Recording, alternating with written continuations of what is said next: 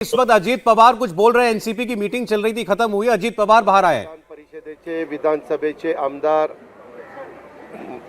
आघाडी सरकारमधले राष्ट्रवादीचे सगळे मंत्री, राज्यमंत्री आणि आमच्या सगळ्या सेलचे अध्यक्ष आणि खासदार, राज्यसभा लोकसभा, काही जण व्हीसीवर होते आणि काही जण समक्ष इथं उपस्थित होते। फक्त 2 आमदार येऊ शकले नाही। त्यांच्या मतदारसंघामध्ये सहकाराच्या निवडणुका आशुतोष काळे आणि दिलीप मोहिते एक सहकाराच्या दौऱ्यावर गेलेले आहेत बँकेच्या। बाकीचे सगळे आमदार उपस्थित होते, खासदार उपस्थित होते आणि पदाधिकारी पण सगळे उपस्थित होते। आता सध्या महाराष्ट्रामध्ये जो काही राजकीय परिस्थिती निर्माण झालेली आहे, त्या परिस्थितीच्या संदर्भामध्ये माझ्यानंतर प्रांताध्यक्ष पण अधिकारवाणीनं सांगतील। पण महाविकास आघाडीचं सरकारमधले प्रमुख उद्धव ठाकरे साहेबांना पूर्णपणे पाठिंबा देऊन राष्ट्रवादी काँग्रेस पक्ष शेवटपर्यंत हे सरकार कसं त्या ठिकाणी राष्ट्रवादी कांग्रेस पार्टी ने समर्थन देकर ये सरकार प्रयत्न करणार आहे, तशा पद्धतीनं आम्ही काम करतोय। कंटिन्यू चलते रहे, इसके लिए प्रयास करते रहेंगे। मुख्यमंत्र्यांशी बोललो, ते मातोश्रीवर होते आणि आता आदित्य ठाकरेंचा पण दुसऱ्या कामाच्या करता फोन आलेला होता। त्यांना पण मी सांगितलं, माझी मीडियाला, इलेक्ट्रॉनिक आणि प्रिंट मीडियाला विनंती आहे, मेरी मीडिया को विनती है, भूमिका राष्ट्रवादी काँग्रेस पक्षाची त्या ठिकाणी नाहीये। शिवसेनेमध्ये काही प्रश्न, एनसीपी की कोई अलग भूमिका नहीं है। जास्त अधिकारवाणीनं शिवसेनेचे प्रवक्ते किंवा शिवसेनेचे नेते हे त्याच्या शिवसेना का नेता और प्रवक्ता शिवसेना के संदर्भ में बोलेंगे, माध्यमातून दाखवताच आहात। काही आमदार परत आलेले आहेत, त्याच्यामध्ये नितीन देशमुख असतील, किशोर पाटील असतील, त्यांनी वेगळी भूमिका। नितीन देशमुख, किशोर पाटील ये विधायक वापस लौटे हैं। तिकडे आमदार आहेत, ते पण आपल्याला चॅनलच्या माध्यमातून पाहायला मिळत आहेत। त्यांना आव्हान करण्याचं वहाँ जितने भी विधायक हैं वो टीवी के माध्यम से देखने को मिल रहे हैं। त्यांनी भाषण केलं, त्यावेळेस त्यांनी पण आव्हान केलेलं आहे आणि आज पण त्यांच्या पक्षाच्या प्रमुखांनी आव्हान केलेलं आहे। आम्ही या परिस्थितीवर पूर्ण लक्ष, कल के दिन भी शिवसेना के प्रमुख ने आह्वान किया है लोगों को, आज भी किया है। आघाडी सरकार टिकवण्याच्या संदर्भातली आहे, तिथं आमचा एक सर्व आमदार आमच्या बरोबर आहेत, सर्व विधिमंडळाचे सदस्य बरोबर। आघाड़ी सरकार कायम रहे, इसके लिए हमारे भी प्रयास चल रहे हैं की बाबा अजित पवारांनी त्या निधीचं असं केलं, तसं केलं। मला महाराष्ट्रातल्या अजित पवार ने उस दिन ऐसा किया, वैसा किया, ऐसा चल रहा है। सरकार 2.5 वर्षापूर्वी महाराष्ट्र की जनता को मैं बताना चाहता हूँ, 36 पालकमंत्री हे वेगवेगळ्या जिल्ह्याचे आपण नेमतो। त्याच्यात 1/3 काँग्रेसचे नेमले, 1/3 शिवसेनेचे नेमले, 1/3 राष्ट्रवादीचे नेमले।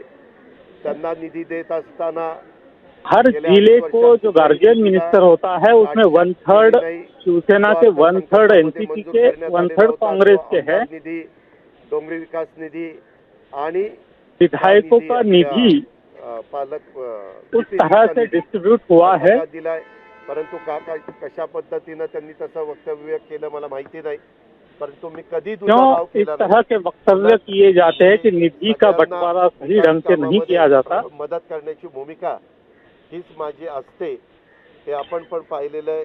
अनेकदा मी 8:30-9 कामों में मदद करने की भूमिका हमारी रहेगी। माध्यमातून किंवा इतर बाबतीमध्ये चर्चा करून प्रश्न सोडवता येतील तो सोडवण्याचं काम मी करत असतो। वास्तविक त्यांनी असं सवाल छुड़ाने के काम मेरी तरफ से रहते हैं। ज्यावेळेस अशोक चव्हाण साहेब, बाळासाहेब थोरात, जयंत पाटील, मी असे आणि शिवसेनेचे काही प्रमुख आम्ही एकत्रपणे चर्चा करत असतो, त्यावेळेस सांगितलं असतं तर तिथल्या तिथं गैरसमज दूर झाले असते। अशा काळामध्ये शिवसेना के नेता मैं और बालासाहेब थोरात हम जब रहते हैं तब समस्या क्या है वो उठानी चाहिए थी। आत्ताची परिस्थिती कशी आपल्याला नीटपणे सर्वांना मिळून हाताळता येईल ह्याचबद्दलचा प्रयत्न हा केला गेला।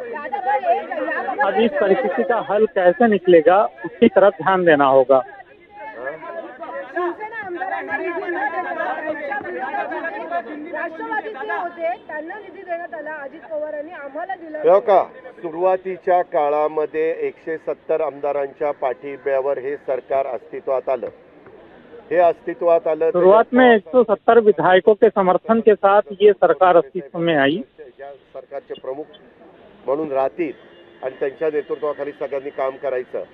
जो मतदारसंघ उद्धव ठाकरे मुख्यमंत्री रहेंगे, उनके नेतृत्व में सब काम करेंगे, ये तय हुआ था। त्यांच्या मतदारसंघामध्ये त्यांना आपण डिस्टर्ब करायचं नाही आणि अशाच पद्धतीनं आम्ही भूमिका त्या ठिकाणी घेतलेली होती। एखाद्या ठिकाणी काही भागात बाबा आमदार आलाय हा एका पक्षाचा आलाय आणि तिथली नगरपालिका मात्र दुसऱ्या पक्षाचे, नगराध्यक्ष दुसऱ्या पक्षाचा आहे, तिथं थोडंसं काही घडलं असेल, परंतु कटाक्षाने इसी चुनाव क्षेत्र में विधायक अलग दल का और उनके पार्टी की नगर पालिका अलग पार्टी की, तो ऐसे चुनिंदा जगहों पर कुछ हुआ होगा।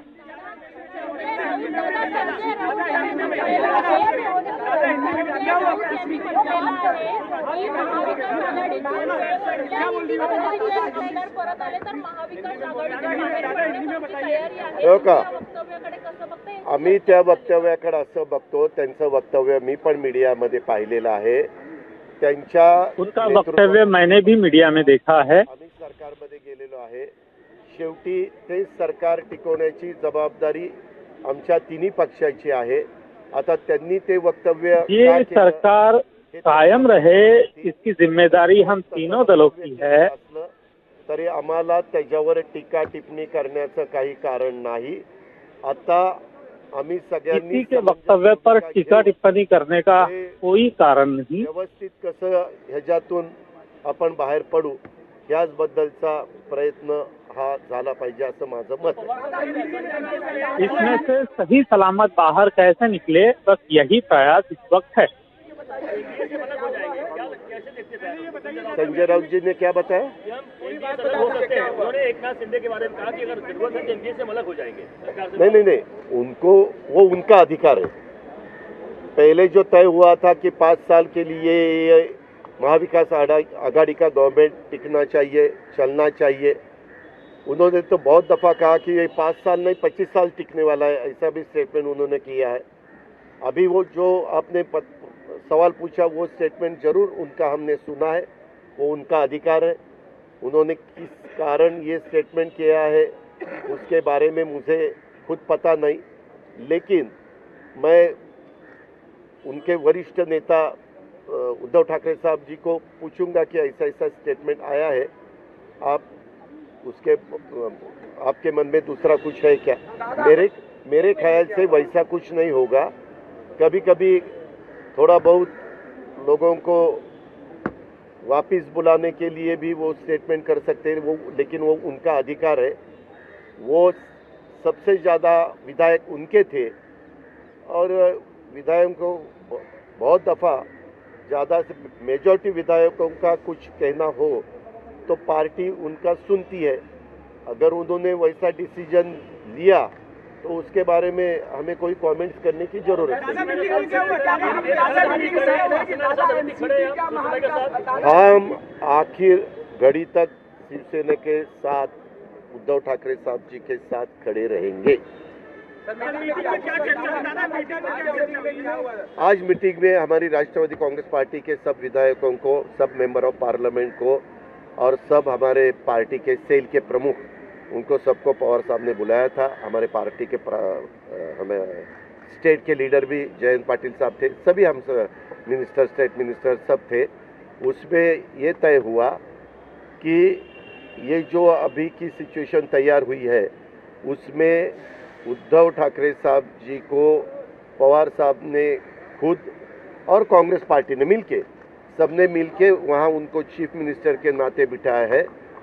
तो ये गवर्नमेंट आगे चलना चाहिए, इसीलिए राष्ट्रवादी कांग्रेस पार्टी के सभी विधायक ये सरकार आगे ठीक ठाक चलाने के लिए उनका सपोर्ट कर रही है, उसमें कहीं भी हम पीछे हटने वाले नहीं। दादा, जो क्राइसिस चल रही है शिवसेना के भीतर, जिस तरीके से एकनाथ शिंदे जी की आपके सहयोगी मंत्रिमंडल में है और आप तमाम सारे लोगों के साथ वहाँ हैं, उनको किस तरीके से आप कहेंगे और सरकार भी ना कर? नहीं, वो तो अधिकार, अगर एनसीपी में कुछ क्राइसिस हुए तो एनसीपी ने खुद देखना चाहिए, उनके लीडरों ने देखना चाहिए, उन्होंने सब मिलके एक परिवार के नाते एक दूसरे के साथ बात करके जो भी रास्ता आगे ठीक लगेगा वो करना चाहिए।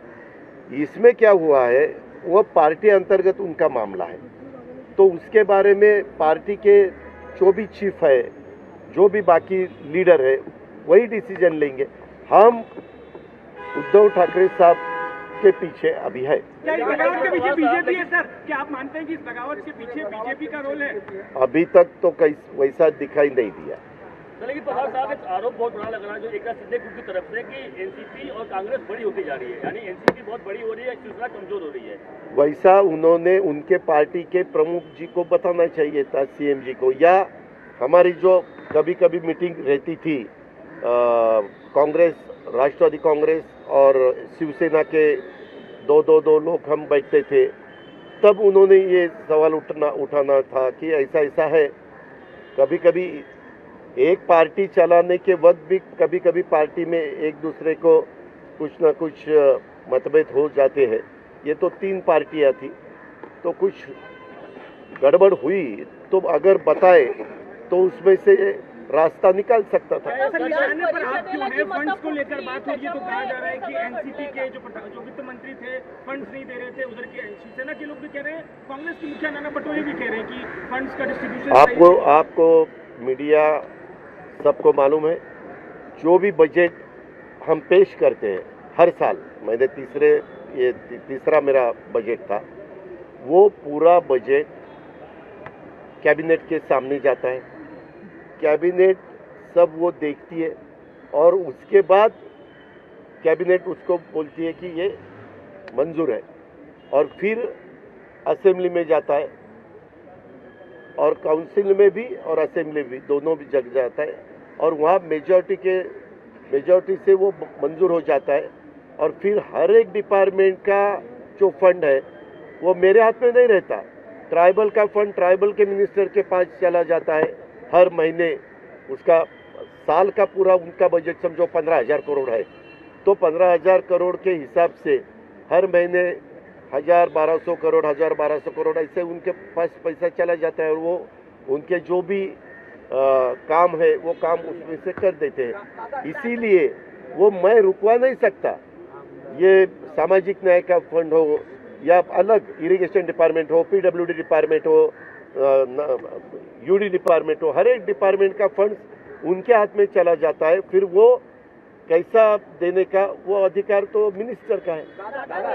और डीपीसी का वो जो फंड है वो गार्डियन मिनिस्टर के पास चला जाता है। गार्डियन मिनिस्टर, वहाँ के कलेक्टर और बाकी के मेंबर ऐसे सब बैठकर उसके बारे में डिसीजन। एक बड़ा मुद्दा जो है हिंदुत्व के मुद्दे को लेकर, क्योंकि एकनाथ शिंदे कह रहे हैं कि हिंदुत्व के मुद्दे पे एनसीपी कांग्रेस साथ नहीं आ सकती। क्या हिंदुत्व को सपोर्ट करते हैं आप लोग?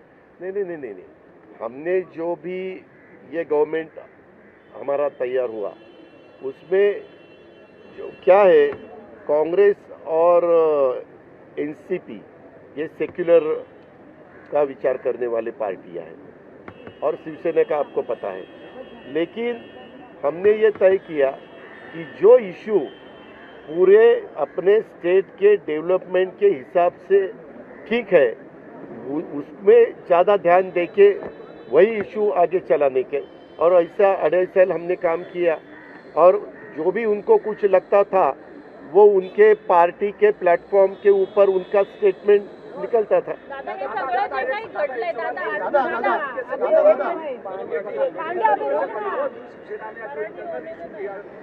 तुरंत तो क्रिएट नहीं हुआ होगा, तो क्या पार्टी चीफ को कहीं न कहीं अगर संज्ञान में नहीं थे या उनको पता नहीं थी चीजें कि इतना गैप होते जा रहा है? उनका कहना है मुख्यमंत्री नहीं मिल रहे थे, उनके मुख्यमंत्री के दरवाजे बंद थे, मुख्यमंत्री कार्यालय में नहीं आ रहे। ये देखो 2.5 साल हो गया, उसमें से 2 साल तो करीबन कोरोना ही था, लेकिन तो भी गवर्नमेंट चालू था।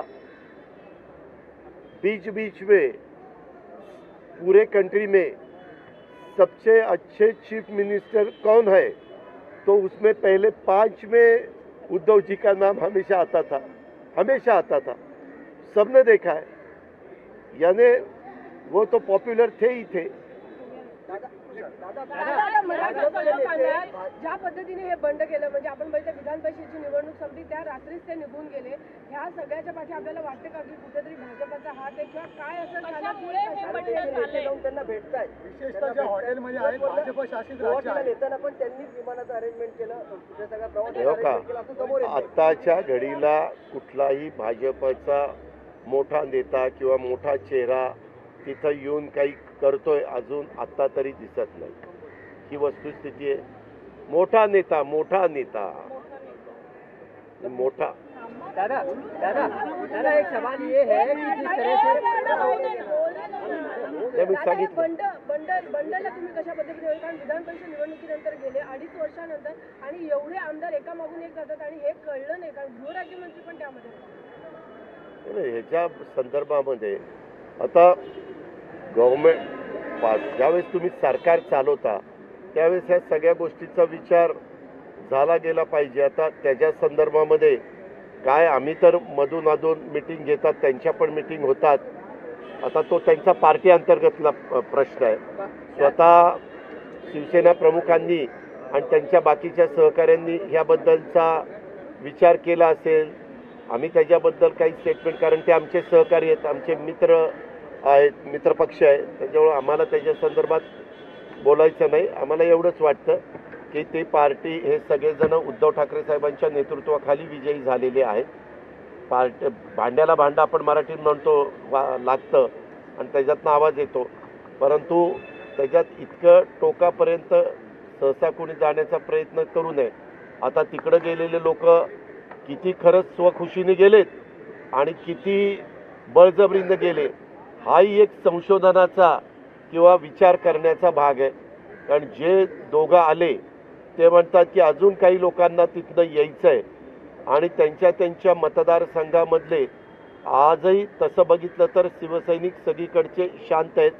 काल मात्र स्वतः मुख्यमंत्री महोदय वर्षावरून मातोश्रीला जात असताना संपूर्ण वर्षापासून मातोश्रीपर्यंत शिवसैनिकांनी त्यांना सपोर्ट केलेला आपण सगळ्यांनी मीडियामध्ये पाहिलेला आहे। आणि आजपर्यंत मी आपल्याला सांगतो, शिवसेनेमध्ये ज्या वेळेस अशा प्रकारचं बंड झालं त्यावेळेस नेते एका बाजूला गेले, शिवसैनिक त्यांच्या मागं गेले नाही। हे मी राजकारणात आल्यानंतर मोठं शिवसेनेतलं तिसरं बंड, म्हणजे नाही मी बघितलेलं एक भुजबळ साहेबांनी केलेलं बंड, त्याच्यानंतर दुसरं राणे साहेबांनी केलेलं बंड, तिसरं काही ते घरातला मामला होता ग बाई, त्याच्यामध्ये तिसरं आपल्या काळामध्ये आत्ता घडलेलं एकनाथराव शिंदेंचं बंड, हे सगळं जर बघितलं तर त्याच्यातनं बंड करणारी प्रमुख व्यक्ती एक वेळ टिकते, परंतु बाकीचे सहकारी नंतर निवडून पण येऊ शकत नाही। एवढे शिवसैनिक अतिशय कष्ट घेतात आणि पराभूत करण्याच्या करता जीवाचं रान करतात, असा अनुभव मागचा आहे। दादा एक सवाल ये है कि जिस तरह से शिवसेना के विधायक अभी तक जा रहे हैं, दादा भुसे भी ऐसा खबर है कि वो भी जाने वाले हैं, तो क्या इस सब प्लान के पीछे कहीं शिवसेना आपको नजर दिखाई दे रही है कि बैकडोर से शिवसेना ने ये पूरा जो तामझाम बनाया? मैंने 2.5 साल उद्धव जी के साथ आज तक जो काम किया है और मैं कर रहा हूँ, वो देखने के बाद उनका स्वभाव वैसा नहीं, वो खुले दिल से बताएंगे मुझे ये ऐसा करना है और मैं करने वाला हूँ।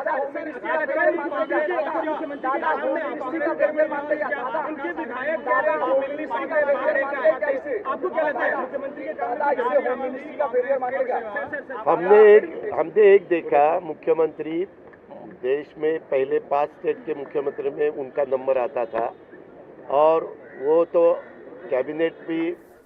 इंडिया टीवी हर वक्त हर जगह डाउनलोड करने के लिए सर्च करें India TV news Google play store या ऐप स्टोर पर।